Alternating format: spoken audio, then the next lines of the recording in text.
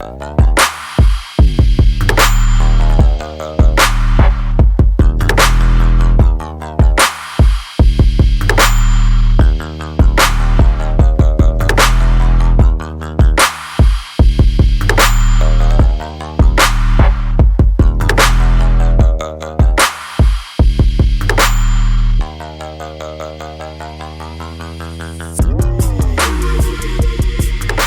to the show again. Once again, we are ready for week 9. Welcome to Thank God for Football. It is your friends over here at Greenville Sports Media and TGFF Game Day.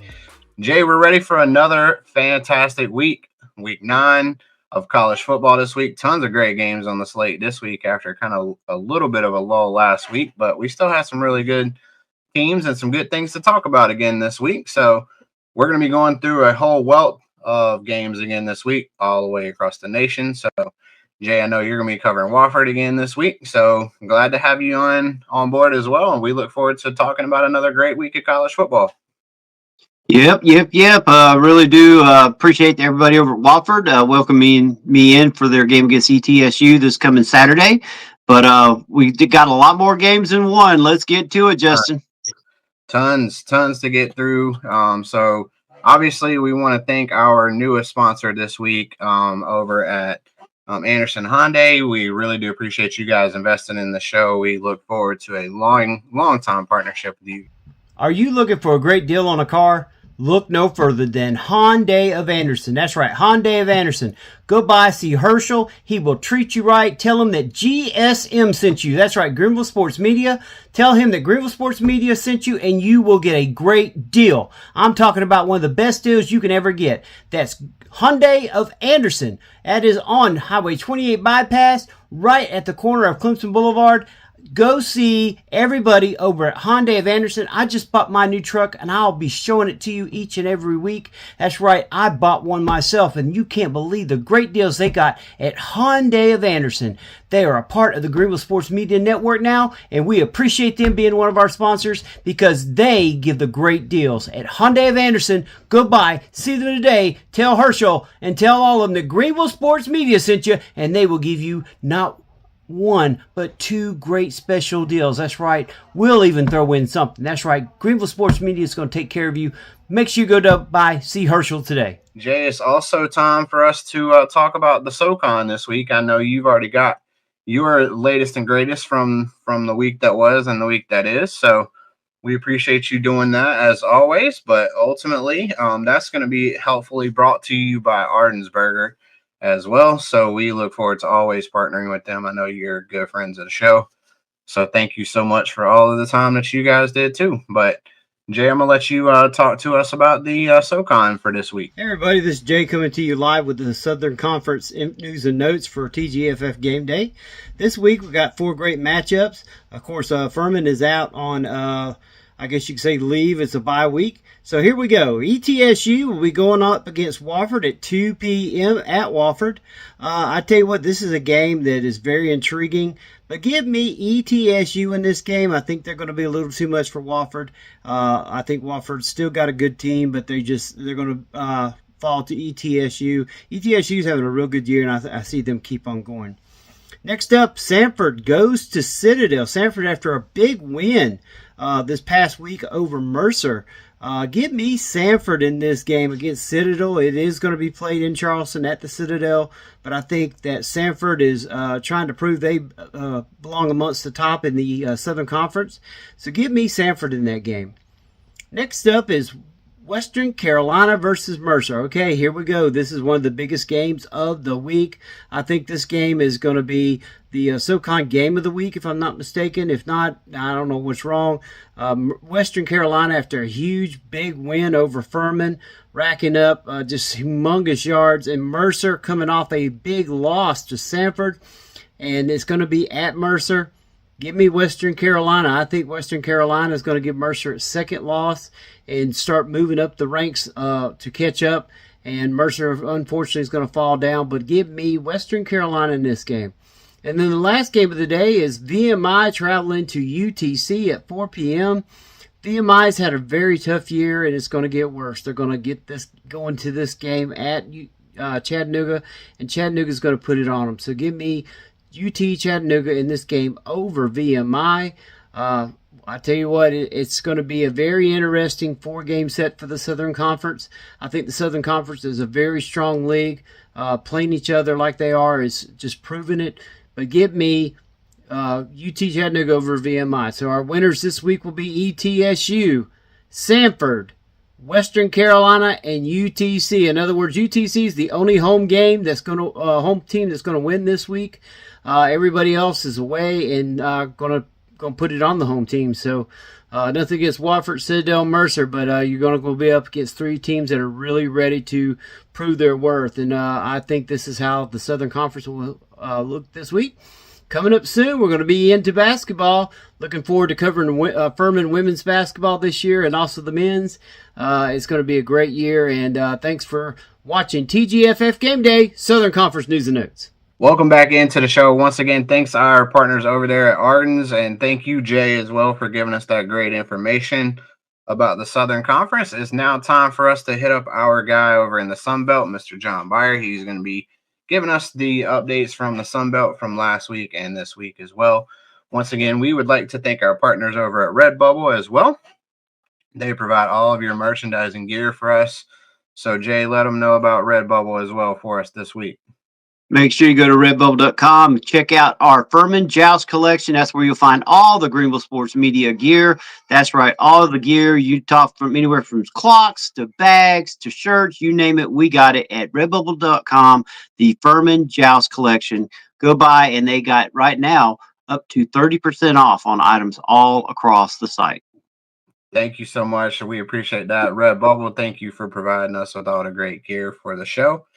We're going to be looking at the Sunbelt as well, like we said. So, John, I'll let you take it away and give us your Sunbelt thoughts. Good morning, everyone, and welcome to this Saturday's edition of Thank God It's Football in our Saturday Game Day show. I want to start off by thanking a few folks here at the beginning of the show. I'd like to thank everybody that prayed for me during my absence. If you've noticed, I've been out of the studio for the past couple of weeks and had to have some pretty serious surgery done. And I'm proud to report that after a successful surgery and recovery, I'm back and I'm feeling well. And I just want to thank everybody for your prayers and thoughts. They mean so much to me. And I just want to acknowledge each and every one of you. I'd like to also thank Greenville Sports Media for their support, and especially for Jay Jacobs, who covered for me while I was out. And I'm just totally thankful for that. And these guys are a great bunch of guys. And I hope you'll tune into our show each and every Saturday morning and catch all the information from many, many conferences and conference news from football. This time of the year, we're also getting ready to move into basketball season, and we'll be covering those sports as well as covering all of your other sports that are going on right now as well. Volleyball, baseballs are moving into a lot of scrimmage games, getting ready for early spring games. So there's a lot on tab for what's going on in college sports right now. And I just want to encourage each and every one of you all to turn in and tune in to what's going on at Greenville Sports Media. Now let's get to week 9 of Saturday. We're going to be featuring not only Coastal Carolina and Sunbelt Conference, but also some news this week that's come out of the Coastal Carolina sports program. And, of course, Coastal this week is on their second bye week of the season. They will not play again until November the 2nd. That's Saturday, November the 2nd, against Troy at Troy. Be a road game, and that game will be televised at 4 p.m. Eastern Standard Time. We had some breaking news overnight, and that was some sad news to hear, especially if you've been a Coastal fan and you realize how significant and important this young man was to Coastal Carolina, and as far as I'm concerned, will always be to Coastal Carolina University. As you might have heard on the news this morning, our former quarterback, Grayson McCall, that transferred this year from Coastal Carolina to play at North Carolina State, made a announcement last night that he is medically retiring due to a series of head concussions that he's received. And that began last year while he was still playing for Coastal. We were playing away against Arkansas State. Clearly there was a play that was targeting against Grayson. It was not called. It was a terrible call. People from all over the country said it was a terrible call. Turned out the player that made the hit on Grayson that put him out for the rest of the season last year turned around and did the same thing the following week to another opponent. So, he's been through a lot this year. Earlier, if you saw, again, on highlights of North Carolina State, you saw Grayson take a horrible hit to the head while they were playing Wake Forest. Again, this was not considered a targeting call, but it hit him hard enough to knock his helmet off his head. And granted, he was diving forward trying to get a first down.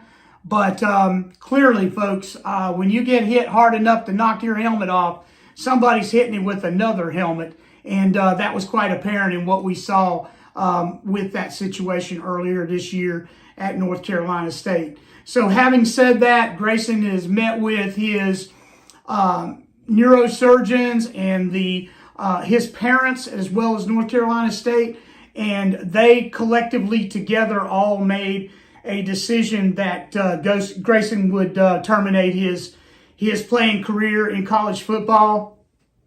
He has announced that he would like to continue on in his career in coaching, and we certainly will want to wish Grayson everything we possibly can and help him in every way that we can to see that he's able to achieve that next step in his life and in his career, since he's no longer going to be able to play football.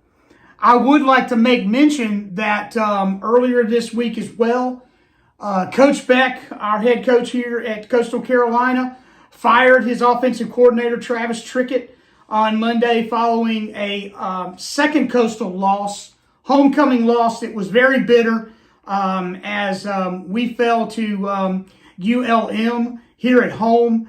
And it really was a situation where there had not been very many points scored in the last two games, which were both back-to-back losses. One against JMU up at Harrisonburg, and also here at home against LMU last week. So, it's tough to see Coach Trickett go. You don't want to ever see any coaches terminated or players lose their playing positions or anything when it comes to the university. You always wish everybody the best, and we want to wish Coach Trickett and his family the best. I've known his father for many years. I've known him, and both of them are great men. They're great coaches, and we hope that Coach Trickett will land a job soon, and we know that probably is going to happen because, again, of his ability to win where he's been. And he did a really good job last year turning this offense around at Coastal after we had lost several ball games due to injuries, and we were able to rip off 4 or 5 straight wins in a row, including our bowl game victory and in the Hawaii Bowl last year. And so we thank you, Coach Trickett, for your time here at Coastal and for everything that you've done. Having said that, part of what the explanation came from a coach on Monday after this decision was made was that he was going to take over the not only head coaching position he'll retain, but he also will be the offensive coordinator as well as the quarterback's coach. And I know a guy right now that's looking for a quarterback coaching position, and he's got a lot of ties here. And, man, he might be a great lift to bring back here. Just hitting to the university right now. And I hope that Coach Beck's listening to this show, as well as our AD Chance Miller and our president Michael Benson. Guys, you got a great quarterback coach in Grayson McCall. And, man, it would be awesome if somehow he could come back home to Conway here into Coastal Carolina. And, man, I know that would be a shot in the arm that all of us could stand to have after kind of the up and down season we've had so far.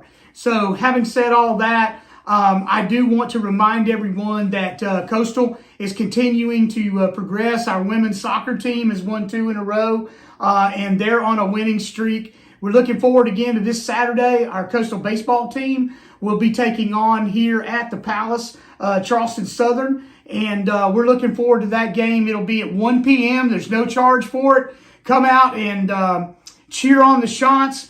Get a good look at what we're going to have at the beginning of the season here in baseball. And, of course, we'll have another scrimmage before the baseball season actually kicks in. And that'll probably be sometime in early part of February. But we look forward to not only the winter baseball, but also seeing the Shots play this coming weekend, especially after last year's season, not losing a tremendous amount of players, but also Coach Snell's also gone out and got some great players to fill those voids, particularly on the pitching staff. And, man, we're looking pretty good so far from what I've seen and have watched a couple of their practices. So that's very exciting. And, again, we look forward to, having said all that, moving on to our Saturday game predictions for Week 9. I'm going to be a little bit out here on the edge this week. I'm picking Appalachian State and Georgia State. I'm looking at Appalachian State being at home. And you know, guys, given the fact that Appalachian State and their fans have been through so much this season with Hurricane Helene, they deserve a big, juicy win on Saturday in Boone, North Carolina. I know that sounds a little bit crazy coming from a Coastal Carolina guy, but they deserve it, and I hope they're able to pull off that victory. And they're playing a Georgia State team. They're both 2-4 and 0-3, but I'm going to tell you right now, Appalachian State's looking for a big win, and I guarantee you it'll be standing room only in Boone. And those guys, I'm picking as a winner, 35-21 this week. The next pick is going to be JMU and Southern Miss, the Southern Miss Eagles. Of course, JMU has lost 2 games this year. That's one more game than they lost last year, going 11-1. And JMU's 5-2 on the season. They're 1-2 in the conference. Southern Miss is 1-6 and 0-3 in the conference. And coming off a loss to Georgia Southern last week, 28-14, I still think there's just too much power playing at home when you're facing JMU and Harrisonburg. The 2 losses that they have came on the road and not at home. So give me JMU 48-14. And my final pick this week is going to be my upset pick of the week. Yes, you heard it, upset pick of the week. South Alabama versus ULM at Hancock Whitney Stadium in Mobile, Alabama. I'm going with Southern Alabama for the upset. Southern Alabama's 3-4 on the regular season and 2-1 in the conference. UML is 5-1 on the regular season and 3-0 in the conference. These 2 teams, though, are home and home, 4-1 against series winners against each other, and that's 4-1 apiece. And again, nobody wants to be upset on homecoming, so I've got South Alabama, USA, 28, ULM, 24. Stay tuned for more from the Teal Roost podcast and from GMS.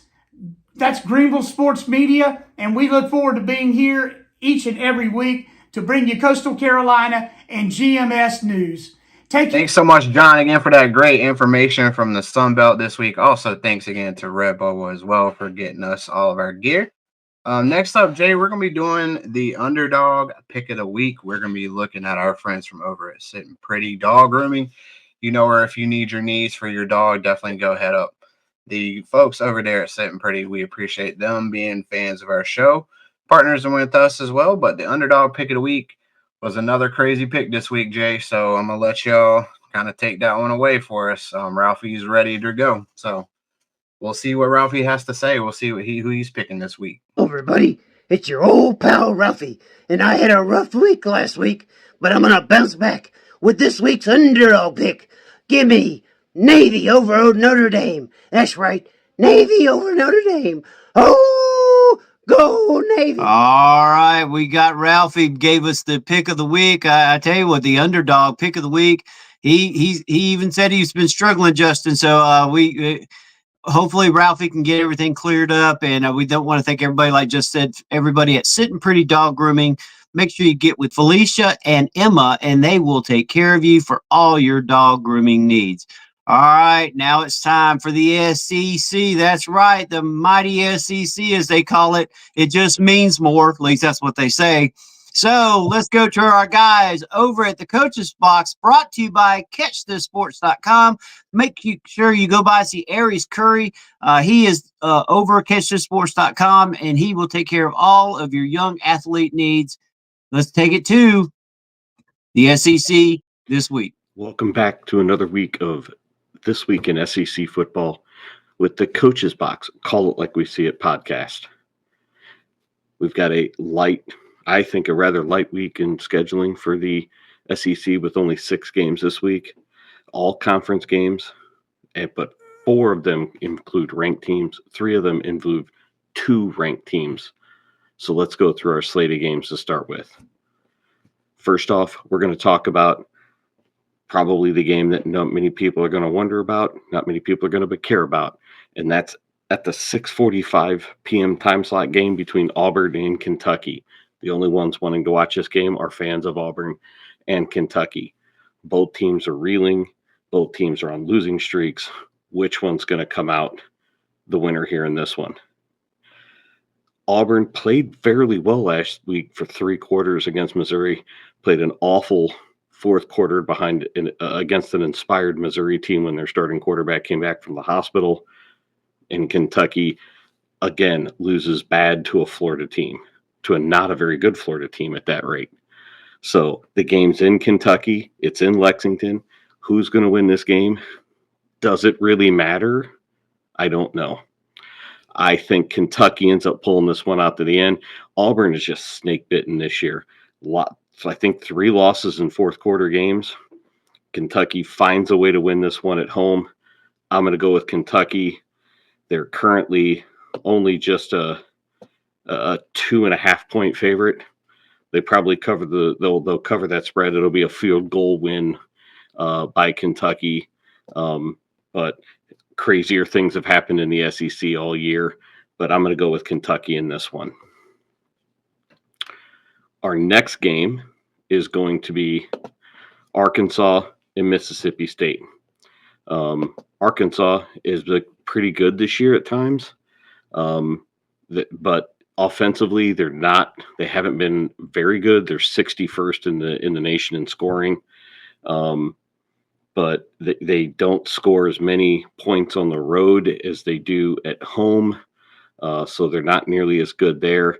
So when they go to Starkville, they're going to have to find their A game in order to kind of find a way to get a win here against a hungry Mississippi State team who really also hasn't been very good as well at times. So I think Mississippi State's going to be looking for to try to get a win here against a better than last year Arkansas team, but they're going to have to do it offensively because Mississippi State's defense is just god awful, allowing over 33 points a game.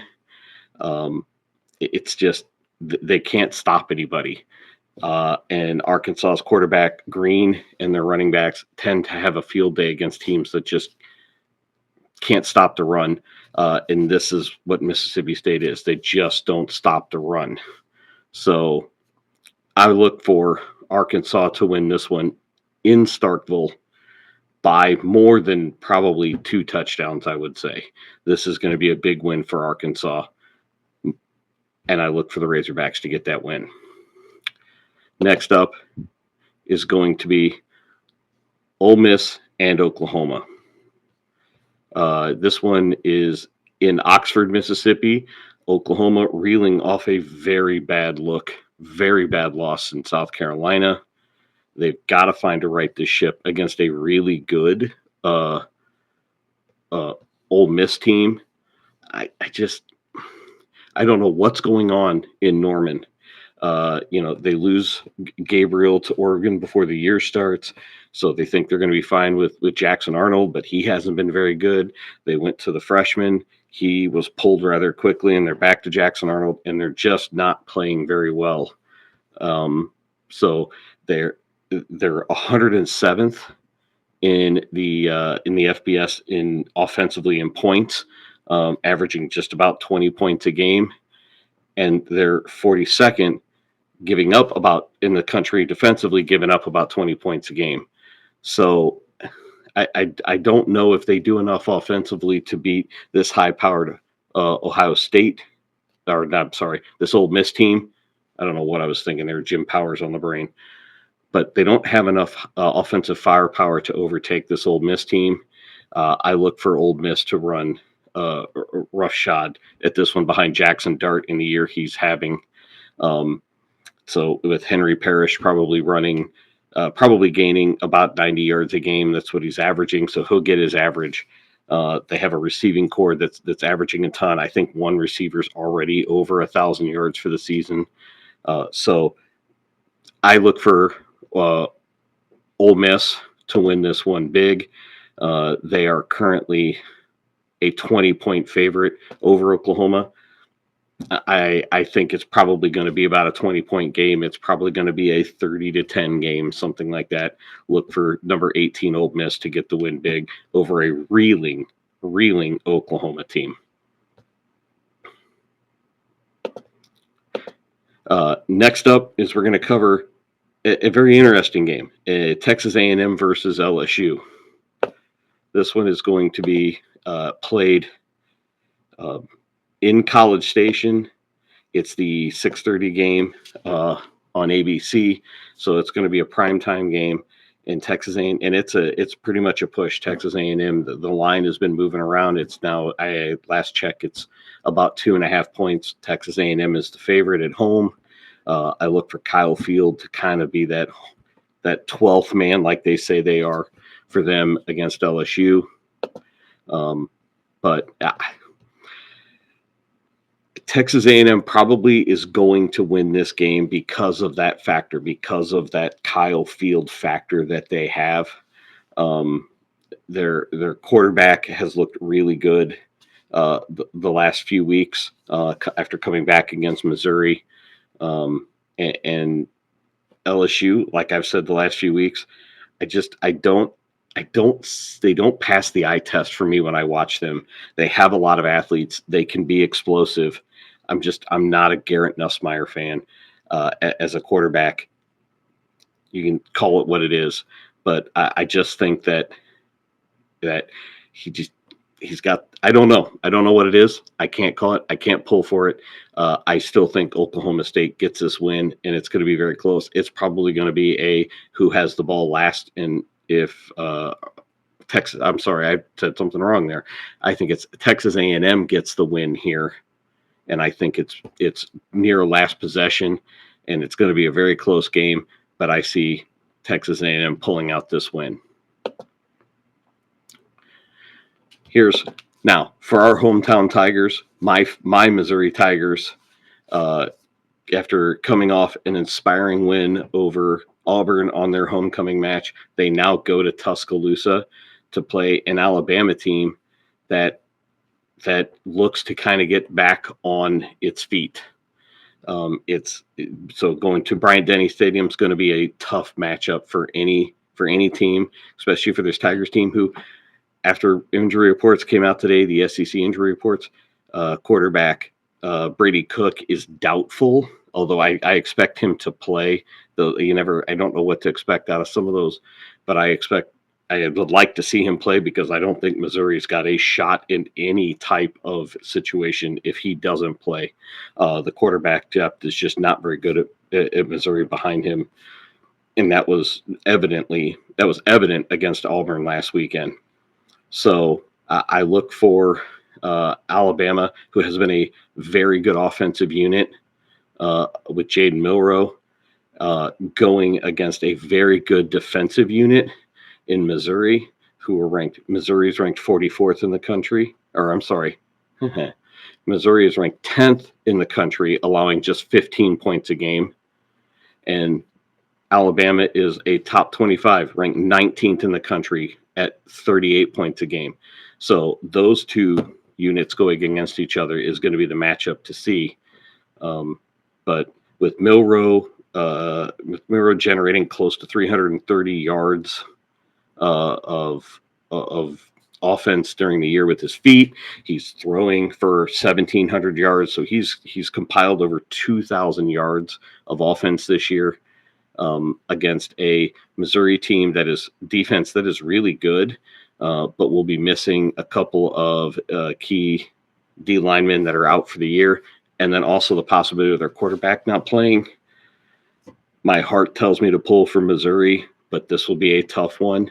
Alabama will probably, I don't want to say it, but Alabama should get this win if Brady Cook doesn't play. If Brady Cook plays, this is a different story.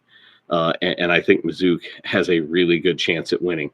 So let's caveat on this one. If Brady Cook plays, I pick Missouri. If Brady Cook does not play, I pick Alabama. And our last game of the slate is two ranked teams. Who thought I would say this at all when I'm saying this? It's Texas going to a ranked Vanderbilt team who they're only ranked 25th, but Vanderbilt's really good. They're 5-2 on the year. They've won 2 straight games.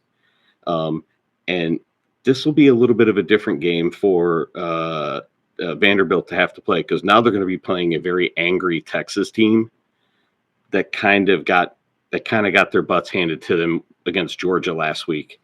So Quinn Ewers has been very good at quarterback. They've got a running back, Wisner, who has picked up over 300 yards on the year. They've got a couple of receivers that have done it, picked up a bunch of yards as well. So offensively, Texas is very, very good. Vanderbilt also quarterback-wise has been very good. Not quite as good quarterback-wise as what Texas has been, but Pavia has thrown for 1,300 yards. He's also ran for almost 500 yards. So Texas's offense is ranked far higher than Vanderbilt's is on per game. So Vanderbilt is only averaging about 360 yards a game. Texas is well over 400. Their defense is giving up over 300 yards a game. Texas is much, much, much better defense, ranked 4th in the country, giving up less than 250 yards a game. Their Vanderbilt's only given up 2 turnovers. Texas has given up 12. Vanderbilt has only taken away eight turnovers, and Texas has over 15 turnovers. So the defense of Texas is the key here, and I think that they do more than enough to handle that Vanderbilt offense on the road against a very angry one.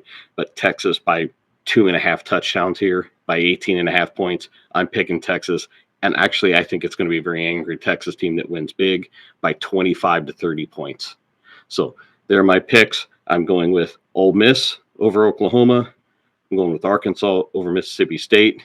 I'm going with a caveat here with a Brady Cook-led Missouri wins. If he doesn't play, Alabama wins.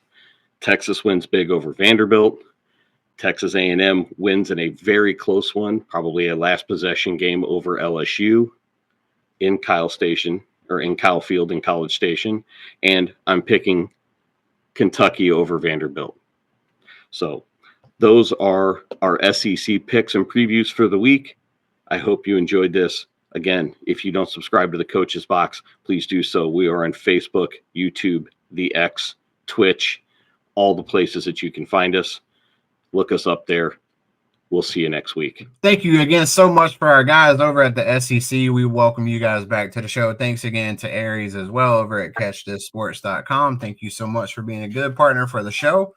We always love to give a shout out to all our friends of the program. Next up, Jado, we're going to be going to the Big Ten with Daniel and his crew over at Run the Damn Ball. They're going to be giving us the breakdown for this week for the Big Ten, as well as what happened last week as well. So, Daniel, we'll let you guys take that away. Tell us about the Big Ten this week. All right, y'all. Welcome to Run the Damn Ball. This is your host, Daniel Magnuson, and we talk college football, Nebraska football. Today, just going to be doing Big Ten picks for you guys, helping out Greenville Sports Media today. And so we'll go ahead and go through all the Big Ten games that are happening this weekend in college football, who I think is going to win, kind of the trajectory of each team. Sometimes I would like to go on more of like a long-term basis with some of this and talk about how I think teams will do throughout the season, but it's kind of hard because this sport is very unpredictable, especially this season. So we'll go ahead and get into it. First up, Rutgers at USC tonight. Now, I want y'all to keep this in mind. Oh my gosh. This is an 8 p.m.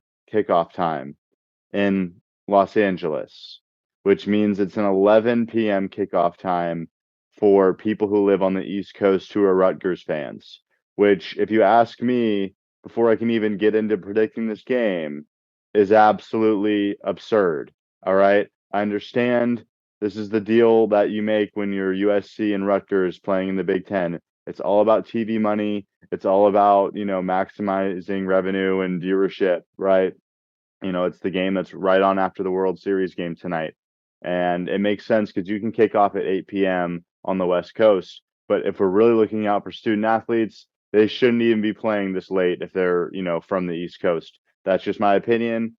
Whatever, we'll move on. But I'm going to go ahead and say this. I do think that the time, change does affect Rutgers a little bit. I think these teams are probably close to even, in my opinion, just because Rutgers is a good run game. They play solid defense. Okay, take that back. They gave up a lot of points the last two games they've had. But anyway, USC, they look pretty similar to me, both these teams. I think USC is a little bit better, and they're at home, so I think they'll win a one-score game. I think Rutgers gives it their best shot. They are improving on offense right now, but I do think USC's passing attack and just their overall, star power. They have a couple spots, including Miller Moss, is just going to be too much for Rutgers to handle. So give me USC in a close one tonight. I'd like to see the Big Ten address the scheduling stuff, though, because it's kind of ridiculous. Like, my team is Nebraska. We're not really affected by all this, scheduling stuff in terms of time change, because we are like the most central school. We're literally in the middle of the country. But they, up there in Rutgers, Maryland, and then out west, some of the time change stuff is kind of ridiculous. You should try to aim to get those teams to play at like 2:33 on a Saturday most of the time if they're going across the country. But hey, we'll keep moving. Nebraska at Ohio State. So this is my team that I root for, Nebraska. I'm going to be 100% honest. If we lose by like 20, I would be cool with it, with how last week went. I'm going to go ahead and say right off the bat, my best case scenario score prediction is 38-17 for Ohio State. I know college football is unpredictable. We saw Vandy upset Bama, but this Nebraska team just does not have it in them right now to beat Ohio State, I don't believe. And so with that being said, I think Ohio State wins by about 21 or more tomorrow, and that's when the game is. I'm recording on a Friday. Nebraska got obliterated by Indiana last week. The defense had their first bad game, I'd say, and they got exposed. And their secondary doesn't have a lot of lockdown corners right now. And right now, honestly, maybe none. Against good receivers, they don't have any lockdown guys. Yeah, they can lock down Purdue, whatever. Everyone can. And then, their D-line wasn't really much of a factor, which is the strength of their defense. And their offense, Dillon can't run. And the running game just by itself, without jet sweeps, just the running back game for Nebraska, not that great either. So they just, they don't have the guys right now to win these big games, obviously. And Ohio State's coming off, 2 weeks ago, they lost a game they really could have won against Oregon, maybe should have won. And then now they got Nebraska at home. They're going to come out swinging. Quinshaw Judkins, Jeremiah Smith, that veteran defense they have is just too much. We all know that. So give me Ohio State in that game. Unfortunately, that's like the least anticipated Nebraska game I've had in a while to watch, because I feel like we just don't have a chance. And I know that sounds pessimistic, but we need, for Nebraska to win, they need like onside kick, force some crazy turnovers, protect Dillon. Dillon doesn't get hurt more than he is. I think he has a bum ankle right now. And then they need so many things to go right to beat Ohio State. Anyway, moving on. Washington and Indiana. Now, Curtis Rourke actually got hurt in the Nebraska game last week, right before the end of the half.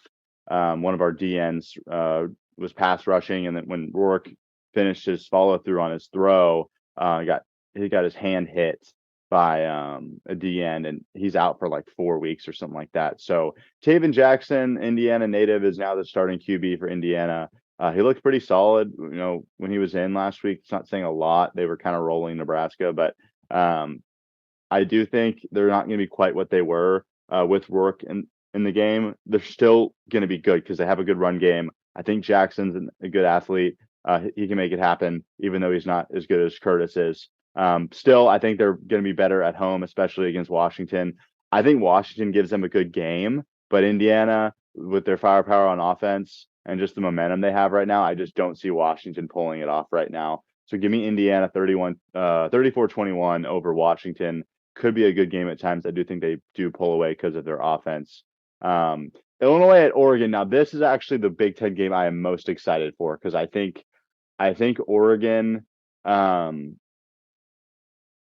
are a good team. I do think Illinois is going to match up really good against them. They have a power run game at Illinois that can extend the game, or maybe not extend the game, but just kind of extend their drives against Oregon. They have a sneaky good passing attack. Pat Bryant's having a huge season there. Altmaier looks. If you watched Illinois last year versus this year, Altmaier is the most improved player on their team, and that's honestly why they're so much more successful this year, in my opinion. So give me. I think it's going to be really close, but I think Oregon's just going to barely win. They're at home, 24-21. I think Illinois is going to give it their best shot. They're not going to quite find a way to pull away and get the win, just because I think Oregon's offense has too much. Dylan Gabriel's a little bit. If this was at Illinois, I think I might pick Illinois, but I'm going to give Oregon the 3-point win. Should be a good one. Some people might not think that, but that's how I see it. Northwestern at Iowa. Northwestern, last week they got blown out. Only scored 3 points against Wisconsin. This week, Iowa, I think Iowa has a bounce back. They had an embarrassing loss to Michigan State last week, gave up like 500 yards of offense, which rarely happens to Iowa. I think that, there we go. I think that Iowa's offense with Caleb Johnson is just a little bit better than what Northwestern has offensively, which these are probably some of the two worst offenses in the Big Ten. Scoring off, but give me Iowa by about 2 scores. I think they have a bounce back game, and they're at home. Maryland at Minnesota. I think this could be one of the closest games this week. I think these teams are pretty similar. I did like what I saw from Billy Edwards last week against USC. He had a horrible game 2 weeks ago against Northwestern, and he just bounced back and had a good game against USC.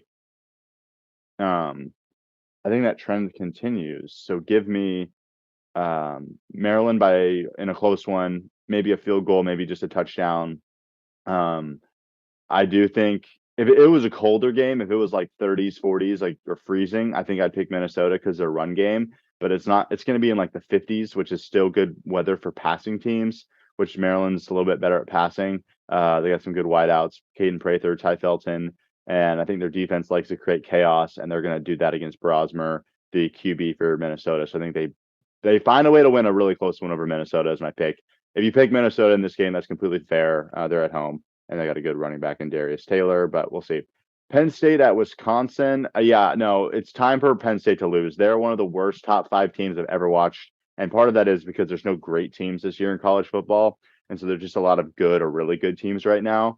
Penn State's one of those. They're good, but they're not great, and they need to lose. And so it's this time. Wisconsin, night game at home for them. I think they win 24-13. They shut down Penn State's offense, and they have their best game of the season. Wisconsin is trending in the right direction. Tawee Walker's a good player. I think Wisconsin has better wide receivers.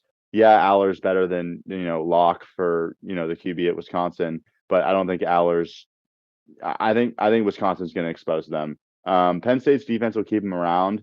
I still think that Wisconsin's a little bit better, though. If this was in Penn State, I'd think a little bit differently. I think it could be a really tight game, but I do think Wisconsin finds a way to win by about 10, maybe only 1 score.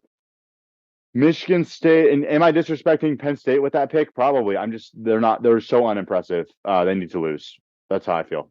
And if you're a Penn State fan listening, then deal with it. Your offense is so boring. Besides Warren, they're just a boring offense. Their tight end is pretty good though, Warren. But Michigan State at Michigan, yeah, I think this is going to be a really fun game. Michigan State has a chance to win this one. It's funny how these games work. Like remember in 2021, Michigan had a really good team, but the one game they lost in the regular season was Michigan State, just because Kenneth Walker went crazy in that game. I think this is a game where it could go either way. Michigan's going to give it their all. They're the home team, but I do think Michigan State, with what we saw last week against Iowa, they're really trending in the right direction. Aiden Childs is just too good as a QB for Michigan State to let them lose. Michigan doesn't have a quarterback, period. That's it. They don't have a guy who can throw down the field well. They don't have Donovan Edwards is overrated. Their whole offense is Tavir Dunlap and then dumping it off to Colson Loveland on when they throw, if they can. Like, if they can get the ball out to the right guy. Like, their offense is atrocious right now. Michigan's defense is also pretty good. That's helping them out. But Michigan State's trending in the right direction right now with Jonathan Smith as their head coach. I think their offense is fun with Aiden Childs. I saw him juke out some people last week on the highlights. He's nice, and I knew he would be. So Michigan State, I think there's 2 defensive touchdowns in this game. It's going to be a wild one, but Michigan State's going to pull away and win by 7 late. So that's what I see. And that does it for Big Ten picks right now. We'll see how the rest of the season shapes up. This week's going to tell us a lot as well. If Penn State's able to, beat Wisconsin, that'll be huge. If Indiana's able to, keep momentum going. Illinois at Oregon is probably the most interesting game to me as a Big Ten football fan. I'm a Nebraska fan. I don't really consider myself Big Ten, but I have to watch all these games just to kind of know where my team's at. But yeah, it's going to be fun. Run the damn ball. Thanks for listening. We out. Welcome back in again to the show. Thanks so much, Daniel, for giving us your Big Ten breakdown for the week. Also, thank you to the partners for us at Cowboy Revolution. They are using code Furman Joust to get 15% off. Thank you guys so much for sponsoring that segment as well of the show. Next up, we're going to be heading over to the Big 12, though, with our guy, Joe. So Joe is going to be telling us this week what's going on in the Big 12. Couple of really big games this week, but we like to thank Pepsi again for sponsoring his segment of the show. So, Joe, take it away for us. Tell us what's going down in the Big 12. 9 is here. Big 12 football action returning this week with some good matchups to talk about. There's a couple of different rivalry weekends going on. Obviously, K-State and KU playing in the Sunflower Showdown. You've got Texas Tech taking on TCU, the battle of in-state rivals across the league for a couple of different people. But overall, there's a lot of good things to touch on this week. The first game I want to talk about, not necessarily a rivalry, but something interesting to say. BYU, number 11 BYU, taking on UCF on the road in Orlando. A game that, UCF enters without question on a skid. It's a 4-game losing streak for the Knights. Obviously coming up short last week, almost upsetting Iowa State. Thought they had it, then late, just could not get the job done. It's going to be a big back-to-back week for both programs here. BYU, an interesting stat, 27-1 all-time when playing opponents on a 4-game losing streak. UCF fits that description. They entered the game on a 4-game losing streak. This is going to be a big game to watch, regardless of which side you bet. I'll talk about my first spot here in a sec, but moving on to the next game I want to discuss, I talked about that TCU Texas Tech line. I think it's kind of ridiculous, to be perfectly honest. I'll be touching on that one a little bit. The battle of in-state opponents. TCU, man, if you're a TCU fan, you can't be happy with the job that Sonny Dykes has done. The team is not consistent. I know they beat Utah, but Utah can't beat anybody, and they're not very good. It's just been an interesting season in the Big 12 Conference where teams like Kansas and Oklahoma State, teams that you thought were really going to end up towards the top of the league, Arizona you can toss in that category, they're not. They're all towards the bottom. You've got Oklahoma State 0-4 in conference play. KU getting their first one over Houston, who's not very good. It's just been a topsy-turvy type league, and that's the beautiful part of this conference. BYU was picked to finish near the bottom. Arizona State, similar thing. Cincinnati, similar thing. All three of those teams are damn good teams this year. It's a crazy time to be alive, especially with Colorado and Deion Sanders moving up the leaderboard every week. My money says they're the 4th best team in the Big 12 right now. Is that crazy? Maybe, maybe not. I would say BYU is probably my number 1. I think they're a better team than Iowa State. Iowa State, too, just based on record specifically, they've played a very, very easy schedule at this point. So I'll be interested to see how that fares in the back half when things turn up a notch. I will go BYU 1, then I take Iowa State 2, Kansas State 3, then Colorado 4. And the rest of the league is kind of everywhere in between. You can pick anybody to be number 5, the same way you can pick anybody to be 14 or 15. But the third and final game I want to discuss is going to be a matchup between Utah, who I just said was awful, and Houston, who I also just said was awful. How do you bet on 2 awful teams? You hope for the best. That's what you do. So the third pick that I'm going to talk about is against Utah and Houston. We'll talk about the matchup in that one. The first line I'm rolling with, like I said, BYU taking on UCF. UCF is favored in this game. They're on a 4-game losing streak. They haven't beat really anybody. This is ridiculous to see. I do not think they're a very good football team. They've got questions at the head coach spot. They've got questions at the quarterback position with 3 different dudes that have all started. I don't think they're a good enough football team to beat BYU. BYU's defense is lights out.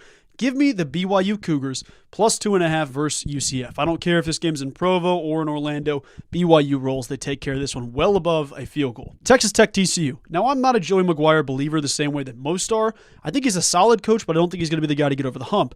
That being said, with the schedule they were dealt, it's an incredibly winnable schedule. TCU sucks. What do you say about TCU? They've got a solid quarterback with a turnover problem. Everybody else on that team is questionable at best. I will take Texas Tech plus 7. I know this game's at TCU. I do not see a world in any scenario that TCU is 7 points better than Texas Tech, especially after the last couple weeks. I mean, these guys barely beat Kansas, and Kansas can't beat anybody. It's just a shock to see what TCU's football program has been since that national championship. Give me Texas Tech in that one plus 7. Third and final one. I know it said it's tough to do. Bet on Utah. I know they're a team that nobody wants to bet on right now. I will take Utah minus 3.5 versus Houston. Houston is not good. They're not a good football team. Who's going to start at quarterback this week? We'll see. Those are my 3 picks. Roll with them, and you will make some money, folks. Thanks again, Joe, for that awesome, great information there from the Big 12. Thanks again to our friends over at Pepsi as well. Thank you so much for giving us our dues and friends of the program as well. But, Jay, we're going to head over to our guys out west. This time, they're going to give us the update from our Mountain West conference this week. So we appreciate all the information from you guys as well. They're going to be brought to you this week by True Victory. Jay, you can already tell he's already got his gear. So you can get up to 15% if you use code Furman Joust. So once again, we appreciate our friends over at True Victory, but let us know what's going on over there in the Mountain West. Hello, everybody. It's Adam with the Mountain West Conference. I'm in a little bit of a makeshift office because, well, I got a house full of sick kids. So they're all over the place and they don't want me hearing, or they don't want to be hearing me talk about Mountain West football right now. But nonetheless, we have to get it done. Lots of great action this week to get to. But before we get to this week's action, let's review last week's action. And a huge win for the UNLV Running Rebels as they go on the road to beat Oregon State 33-25. That gets UNLV bowl eligible at 6-1 and 4-0 in conference. It also sets up a huge matchup against Boise State, and we'll talk about that later on. Colorado State last week, they got back at their rivals Air Force 21-13. It's their first win in quite a while against the Falcons. That gets them to 4-3 overall and 2-0, and also sets them up with a pretty big game this weekend as well. San Jose State tops Wyoming 24-14. They're on the verge of bowl eligibility at 5-2 and 3-1 in conference. New Mexico with their third straight win, all 3 of them having scored 50 or more points. They rallied to beat Utah State 50-45 last week. Washington State beat Hawaii 42-10.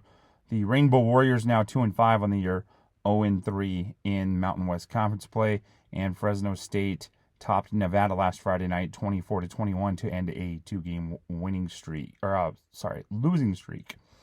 So that takes us to this week. Very huge week in the Mountain West Conference. A lot at stake as far as the top of the conference goes. Nothing better than on Friday night. CBS Sports Network, 8:30 p.m. Mountain Time, 10:30 Eastern Time, as number 17 Boise State will travel to Las Vegas to take on UNLV. Huge game, huge implications. Right now, Boise State 3.5 points favorite. The over-under is at 64.5, so expecting a lot of points in this one. One thing that's really interesting, UNLV allows just 106 rushing yards per game, but they have not faced an offense like Boise State's rushing offense this year, Ashton Jeanty. I expect Jeanty and Boise State to come away with this one a lot closer. In fact, close as I think the spread makes it out to be. A little bit more, though, in this one. I think I'll take Boise State with a 45-41 win. Both teams love to rush the football. This is going to be a hard-nosed game. Expect a lot of rushing yards up and down the field, and it'll definitely live up to the expectations. This is actually what could be one of 2 matchups. Both of these teams look like they're on a collision course to meet in the Mountain West Championship game later this season. As some teams that might play spoilers, a really big one in Fort Collins this weekend. My New Mexico Lobos up to 3-4, 2-1 in conference play. They travel to take on the Colorado State Rams, who are 4-3 and 2-0 in conference. Both Colorado State and New Mexico nearing the top of the conference, at least the top half of the conference. In Colorado State's in Colorado State's position, they're actually tied for first place with UNLV and Boise State. They have a chance to make it 3-0 this weekend and actually move into a tie with the winner of the Boise State UNLV game. So a lot of implications for them. For New Mexico, it's a chance to get to 500 on the season, something they have not done in quite a while here in Albuquerque. So we're looking forward to this one. Right now, Colorado State's in between like a 4.5 and 5-point favorite. New Mexico's offense is high flying, like I just said. 3 straight wins on all 3 of them. They've scored over 50 points. And they're also going well over 400 yards of total offense. In fact, in every game this year, except for the opening game against Montana State, they have gone for over 400 yards of offense. So Colorado State has yet to see an offense this prolific in conference. They saw several of them out of conference with Texas and Oregon State and struggled with them. San Jose State's offense isn't quite as prolific as New Mexico's, but still nonetheless, they gave Colorado State fits going up and down the field for 448 yards of offense in their loss. Colorado State, this one's going to be tough. I like the Lobos to pull off the upset here. Another high-scoring affair, 48-45 right now. The total is at 63.5. So that would definitely go by the total on that one. My last game of the week, another huge implications one. At 6 p.m. on Saturday on True TV and Max, San Jose State, who is 3-1 in conference, travels to meet Fresno State, who is 2-1 in conference. Both of these teams coming off huge wins, and both of these teams looking to, just like Colorado State and New Mexico, get to the top half of the conference. San Jose State right now, all they could do is throw the football. That's all they really know how to do. Same with Fresno State. This is going to be kind of like a back and forth throwing affair, opposite of what we'll see Friday night between UNLV and Boise State. San Jose State right now, 5-2 overall. They can get to bowl eligibility with this win. Fresno State, 2 wins away from bowl eligibility at 4-3. Right now, they're a 4.5-point favorite. The total is right around 56. I think we'll get past the total with these 2 gunslingers. And I like San Jose State to come in here and pull off the upset. I'll take them with a win, 38-35. Elsewhere, Wyoming will try to get off the schneid against Utah State. Both of these teams right now at 1-6, and Utah State 0-3 in conference. Wyoming 1-2 in conference. San Diego State will host Washington State in an out-of-conference game, and Nevada will travel to Hawaii to take on the Rainbow Warriors late night on Saturday night there. All right, give me a follow on X. I'm at SSN New Mexico for the Sideline Sports Network. And for the Mountain West Conference, I am Adam. Enjoy this week's games, and we'll catch you next week. All right, we're coming back from our Mountain West information. And remember, it's sponsored by TrueVictory.com. Make sure you use code FurmanJoust, TrueVictory.com, veteran-owned and veteran taken care of. So make sure you get the products there. You will be supporting veterans. Now we're talking about the American. Hello, everybody. This is Jay here, and I'm bringing you the American this week. Our buddy at USS Army is not able to do it, so we're going to be doing it this week. So let's go over the games for this week. First off, we got Memphis and Charlotte facing off against each other. Charlotte's been, a pretty good story this year, but Memphis is, I think, going to be a little bit too strong. Give me Memphis in this game over Charlotte, who is definitely getting better, but just not reached that level yet. Next game we have is North Texas and Tulane. Tulane traveling to North Texas. This game, I tell you what, it's a flip of the coin. I know the spread is like 8. Give me Tulane in this game. Not worried about the spread, but just give me Tulane straight up. Temple at East Carolina. East Carolina, I tell you, they've got to have something good happen to them, and I think they get it this week. They are able to take out Temple, who has been struggling this year also. So give me East Carolina at home over Temple. Rice and UConn. You know, everything goes well with Rice, and UConn's been a great they are trying to get better, but I think that Rice comes in and takes this game. Give me Rice over UConn. And then finally, Tulsa and UTSA. This game, UTSA is a 9-point dog, or 9-point favorite. The over-under is 53. I think this is going to be a shootout, one that I think UTSA is going to take. So give me UTSA in this game. And then finally, our game of the week in the American and also in a lot of college football, number 12 Notre Dame taking on number 24 Navy. What can you say about this game other than it's going to be one of the great games? Notre Dame is favored by 13. I think that's a disrespect to Navy. I think Navy's going to keep this a lot closer. And also, give me Navy over Notre Dame. That's right. Give me Navy over Notre Dame this week in the big game in the American Conference. And I tell you what, it's going to be a great week. Hope to have our guy back from USS Army next week. And make sure you check him out on Sideline Sports. That's SSN at Army or at West Point. And he is great when it comes to all things as far as the American Conference. We want to thank everybody over at SeekJesus.com. Make sure you use the code GSM. That's right, code GSM, and save up to 20% off on your order at checkout by using code GSM. We want to thank everybody over at SeekJesus.com. Thank you to them for being a loyal supporter of us. All right, now let's go to the man, the myth, the legend. He is the man, the co-host, right over here beside me. He is the all-knowing of ACC. Justin, take it away. Thanks, Jay. Appreciate you. As once again, we're going to be brought to you this week by NFM Lending. For all your lending needs, hit up nfmlending.com/Jay Grice to get all of your lending information for you. This week, Jay, was another fantastically great week of college football. Tons of great games.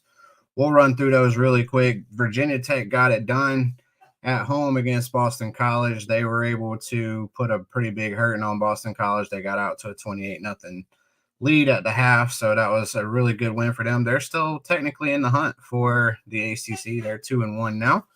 The next big game that happened on Friday was another big game. That was a Thursday night game with Virginia Tech. Friday was Duke and Florida State, and the Blue Devils are still in the hunt as well, as they are also 2-1. They moved to 6-1 overall as they got a touchdown win over the Florida State Seminoles, 23-16. Duke is quietly having a really good season for them, so really good. They're bowl eligible now as well, so Manny Diaz doing a great job there as well. And then what I thought was really the biggest game of the week was Miami on the road against Louisville. And Miami had to spend some energy, but they got up early, but took this one by a touchdown. This was a huge high-scoring game. Miami got the win 52-45. And then another kind of closer than you expected for at least for the first, quarter and a half down to Clemson. Clemson did get the job done, though, as they took out Virginia. They stayed undefeated in the ACC. They went to 5-0. They are your leaders in the conference as well right now. Miami's still only just 3-0, so Clemson's got that little bit of an edge there as they played a little bit more in the conference. Clemson looked really good in the second and third quarter, so that's really where they got the job done. So again, leaders of the pack for them. Another great game that we talked about last week was the Notre Dame Georgia Tech. Notre Dame did get the job done as well. They went on the road to Georgia Tech. They moved to 6-1. They were able to win 31-13. And then the shocking game for me was the SMU Stanford game. I did expect SMU to win, but just not win by that margin. They were able to take down Stanford 40-10 on the road. So SMU does also move to 3-0, tied with Miami for second right now in the conference. They've got another huge game coming up this week as well. And then the last two games that we looked at were Wake Forest got the job done on the road, don't look now, but they're also 2-0 in the ACC. So technically still a ton of teams in the mix. But we're going to find out over the next 4 to 5 weeks who's for real and who's not.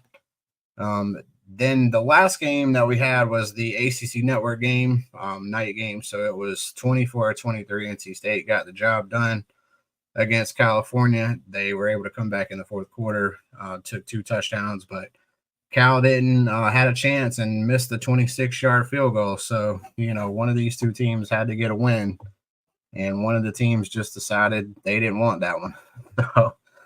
So NC State got the job done there. But we got a ton of great games again this week, Jay. Just a lot of games that are going to mean a lot to a lot of different teams, and we're looking forward to how this race is going to finish out. We already had a really big game happen last night, so Pitt was able to get the job done against Syracuse. I felt like I was watching just an interception machine over and over last night because Syracuse just kept throwing pick after pick.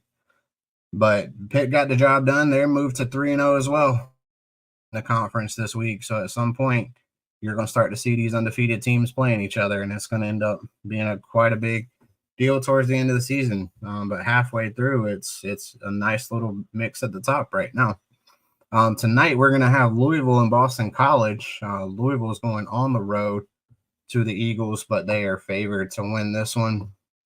Louisville's also already lost 2 in the conference, so they're behind the 8 ball, but they should be able to get the job done this week. And then we've got another big game in Blacksburg this week, Georgia Tech and Virginia Tech at 12. They are going to be kicking off on the ACC network, so be sure to tune in for that. I do think Virginia Tech gets that done at home this week. They've been playing much better football so far. And then we got the South's oldest rivalry, Jay. I know it sounds really weird. Most people don't know how big of a game this is for both teams, but UNC and Virginia are going to be playing in Charlottesville this week. North Carolina is still seeking its first ACC win of the season. They are now 0-3, looking to avoid the 4-game losing streak in the conference. Virginia looking to kind of quietly make a little bit of noise, get closer to being bowl eligible as well. And then we got another good game, Wake Forest and Stanford, 2 teams at the bottom of the conference again this week.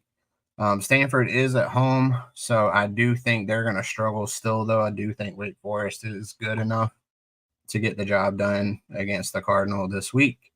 And then we've got an out-of-conference matchup with Cal and Oregon State. So Cal coming off the loss at home, I do think Oregon State's good enough to get that win as well. I think Cal is going to struggle at home. They just seem to find ways to lose games and not win games each and every week.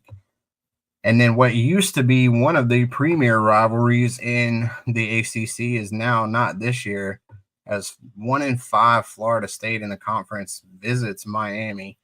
And I think this one is probably doomed to be a blowout again for the Noles. I don't think they get the job done down in Miami. I think Miami moves to 4-0 this week.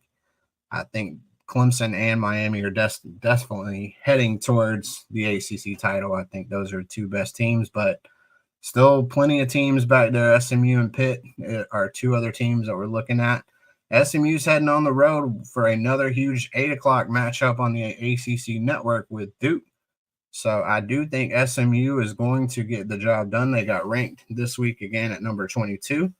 But Duke is stingy at home, and Wallace Wade is a tough place to play. So we're going to be able to see a really good matchups in the conference this week, Jay. So looking forward to another great week. All right, Justin, thank you once again for all your great information about the ACC. Brought to you by NFM Lending. Make sure you go to our website, click on the banner, and they will help you with all your lending needs.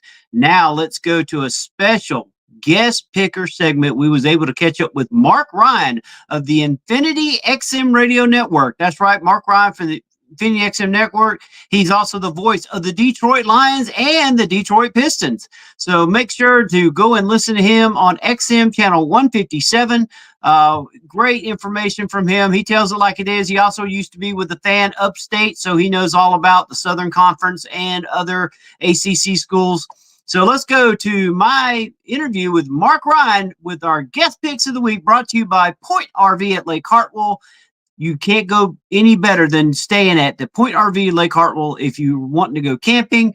They also have tent spots open. They have a nice pool. They got the boat docks, anything you need. You can also rent cabins. So go by, see them, Point RV at Lake Hartwell in Townville, South Carolina. Let's go to our guy, Mark Ryan, with our guest picks of the week. Hello, everybody, and welcome to our guest picker section right here on TGFF Game Day. This is Jay, of course, coming to you live from Furman University and fixing to go in and watch a volleyball game, getting ready for tonight's great action here at Furman. And we have a very special guest picker tonight. He was on the Fan here in the upstate, and now he's out in Detroit. I tell you what, he is doing so many great things, having a great career. Let's bring him in. Hey, Mark, how's it going? Jay Jacobs, what is good, my friends? Can I get an amen? Amen. In the upstate, great to talk to you guys, man. Congrats on your growth. Congrats on your success. We got some football games to pick here. Oh, yeah. Let's do it. And let's get it started in the ACC. We got Louisville, a team that'll be coming to Clemson next week. They're going to BC this week, Mark. Who you got? You know, look, Boston College is a team to me that's kind of lost its way over the course of the season. They were a spoiler at the beginning of the year. I think Louisville's one of those programs that NIL and the transfer portal has really helped. The record doesn't reflect it just yet, but I think Louisville's got way too many athletes for Boston College. I like Louisville by double digits. All right, that sounds good to me, and I agree with you. Give me Louisville. Then we got Notre Dame traveling to Navy. That's right, the unbeaten midshipmen. Mark, this is a very intriguing game. You know what? This is my single favorite storyline in all of college football this year. I'm a little bit disenchanted with what's going on in the Power 5 schools, with player holdouts essentially, and transfer portal and name, image, and I call it name, image, and reckless. Yep. So what I'm doing is I'm gravitating towards the FCS level, the Furman level, and the Group of 5 level. And here's what many people don't know. Do you guys realize that Army and Navy are a Boise State loss away from being next in line for a college football playoff berth? Yes. I mean, if I'm not a fan of expanding the playoff. They did. If there's one good thing about it, it's that it creates this storyline that anything is possible. And this is the first time that both Army and Navy have both been undefeated since 1945. That's 69 years, Jay. I'm going to go Notre Dame wins, but closer than the experts think. I'll go 24-21. All right. Hey, give me Navy over Notre Dame because I want to see something that we've never seen before, Mark. I want to see a championship game between Army and Navy for the American, and then the following week have a re-shootout at the Army-Navy game that's every year right there at Thanksgiving. What's your thoughts on that? Well, see, don't you think that game should be played once? You know, why do we want to play these games multiple times? Hey, if they both earn the championship game, go for it. And then, of course, you know, the normal date for the Army-Navy game is right after the championship game. Can't control that. So I'd just love to have that back-to-back Army-Navy game. I think it'd be interesting. Sounds good. All right. Then we go to Indiana as they host Washington, another new Big Ten team. What's your thoughts on this one? You know what? Indiana lost their starting quarterback. He's got a hand laceration. He's going to miss this game. Last week, they didn't need their starting quarterback. You know, and like you are just watching the dismantling of Nebraska, and you're saying, how could this possibly be? Cignetti, that head coach, man, comes over from James Madison, is the real deal. I think Indiana, with or without their starting QB, beats a Washington team who is a far different outfit away from the friendly confines of Seattle than they are there. I give it to you. Hey, give me Washington after they beat USC. I think Washington has beat USC. No, was it USC they beat just recently? No, they beat Michigan. Michigan, that's right. I think Washington's a team on the ups. Give me Washington an upset over Indiana on this one. Oregon host Illinois, another surprise team out of the Big Ten. Yeah, I think one of the most disrespectful lines of the week is Illinois on the underdog by 21.5 points to Oregon. Illinois is a team that can play a close game against anybody. Now, going up at Oregon is a different animal. Oregon has completely bought and paid for their team. They've got the best team Nike can buy. Yep. And I think that's going to be too much for Illinois in the end. But again, closer than the experts think. I'll go 24-14 Ducks. I agree with you wholeheartedly, Mark, on that one. Next up is BYU going to UCF, a UCF team that I thought was going to be a championship team in the Big 12, but they have failed miserably. What's your thoughts on this one? So UCF, despite a 3-4 record, is actually a 1.5 favorite over BYU. Make that make sense because BYU's 7-0. You know, UCF is a really talented team that's underachieved. BYU has overachieved a bit. Okay, but guess what? That's a skill. Knowing how to win, learning how to win close games is a skill. It's the difference between expecting to win and hoping to win. BYU has that. Give me BYU to go down to the bounce house, Orlando, Florida, and get the dub. I agree with you on that one also. All right, then we got Missouri, a team that we had so much better expectations for, going against former number 1 Bama, who seems to be giving up points everywhere. Look, Missouri doesn't have their leading rusher. They're probably not going to have their quarterback. They're up against an Alabama team now who's in wounded animal mode, and everyone's telling them they're no good. I think Alabama makes a statement in this one against Missouri. I agree with you also. Give me Missouri in this game also. Rice going to UConn. These two teams are struggling and they need some love. Mark, what are we looking at in this game? You know, which team wants it less? No. The reality is, Rice is a bunch of smart guys, and that football program is slowly improving. They're capable of an upset on any given day. This game is a bit of a flip of a coin to me. I'm going to go UConn at home, home cooking in a tight, low-scoring affair. I agree with you on that one. All right, we got a team that got spanked last week, Texas, going to Vandy, a team that upset Alabama. And Mark, they're fixing to be bowl eligible. What's your thoughts on this game? You know what, man? We're supposed to be the experts, and I don't know how anyone has any clue what the heck's going to happen in this contest. You know, what Texas are you going to get? Yep. Are you going to get a Texas that was exposed last week, or are you going to get a Texas that is angry and hungry and motivated? Vanderbilt is just flat a good football team. I mean, that's what they are this year. They've proven it now multiple times over. It's not just Alabama; it's also Kentucky. They have 2 losses, inexplicable defeat to Georgia State. Look, I think Texas would be more apt to drop this one had they won last week to Georgia. But now they're focused, they're ready. I like Texas to go on the road and get it done. As much as I want Vandy to win, I got a feeling you're right on this one. Texas comes back and gets Vandy. Boise State, another team you just mentioned a minute ago, going to UNLV, a team that seems to be lost. What's your thoughts?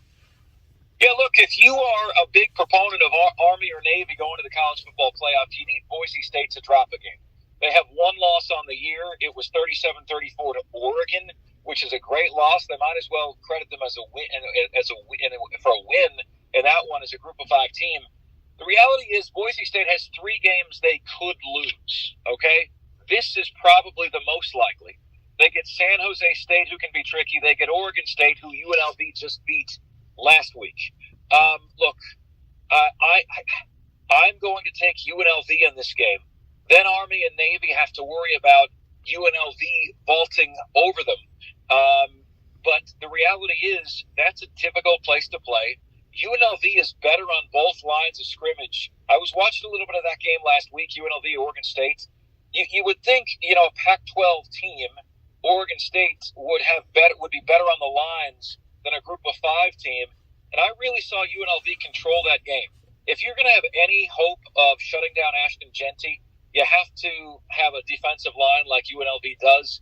I think at home cooking, that'll be enough to seal the deal. I think Boise State falls off of the top line among Group of 5 playoff contenders. All right, I agree with you. East Tennessee State goes to Wofford, a battle of SoCon teams. And Mark, you know both these teams. I'll actually be there at Wofford for this game. What's your thoughts on it?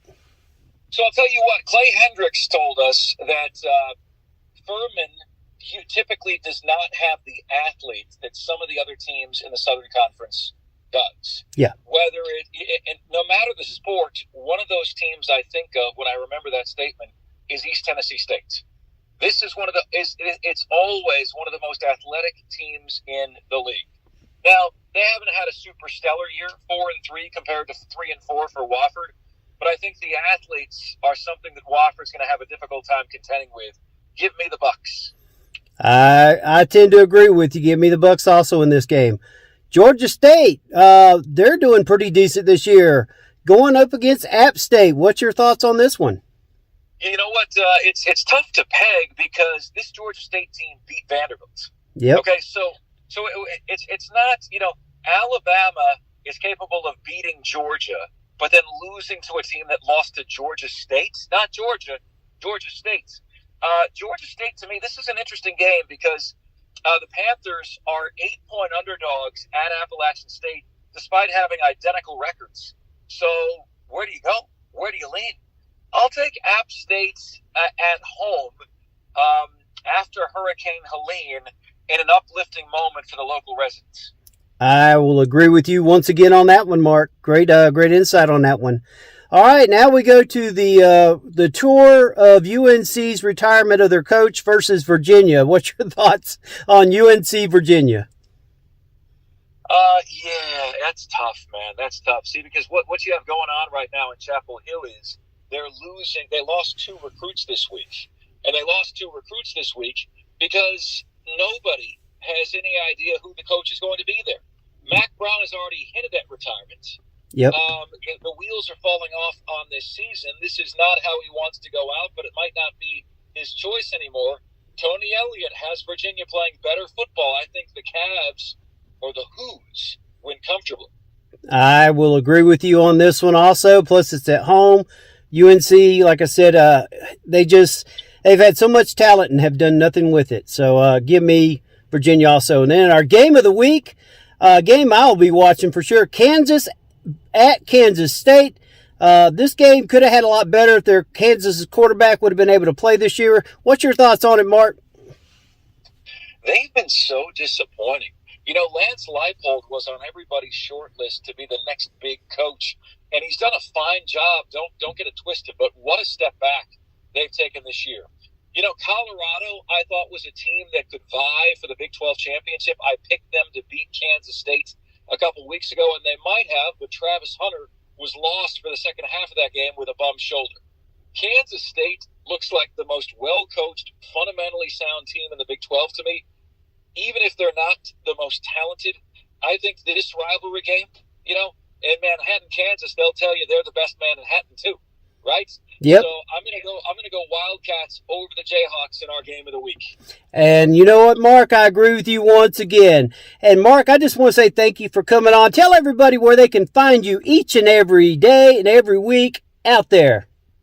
Yes, so on Twitter or X, I'm at Marc Ryan on Air. That's at MARC Ryan on Air. I'm a host on 97.1 The Ticket in Detroit.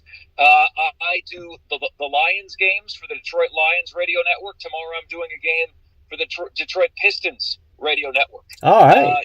You can hear me a lot of evenings from 6 p.m. to 10 p.m.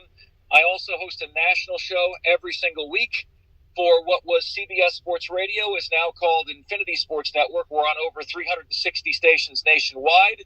And we are on Sirius XM channel 158. And my weekly national show is 5 p.m. to 10 p.m. Eastern Time on Saturdays. All right. Well, everybody, make sure you check out Mark each and every day. Check out his shows. He is such a great sportscaster. Make sure if you're listening on the radio to Detroit Lions, make sure you check out Mark because he's going to give it to you straight as it is. He doesn't try to sugarcoat anything. So, Mark, we appreciate you for coming on and being part of TGFF Game Day. You want the truth. You can't handle the truth. Merlot is going to give you the truth. Jay, great to be on with you guys. Thank you so much. Wish you nothing but continued success. Thank you, Mark.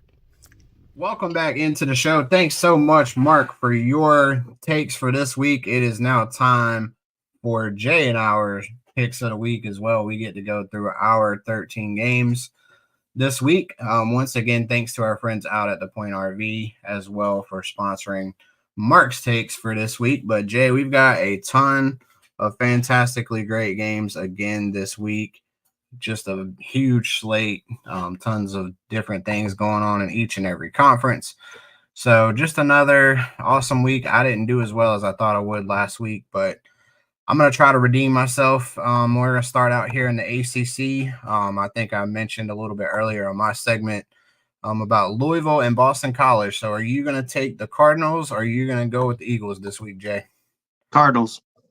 Cardinals by a lot. That's what I'm going to go with. So I'm taking them to get the win. I think they're able to rebound. And then another good game, ranked matchup, Notre Dame Navy this week. Jay, are you taking the midshipmen or are you going with the Irish?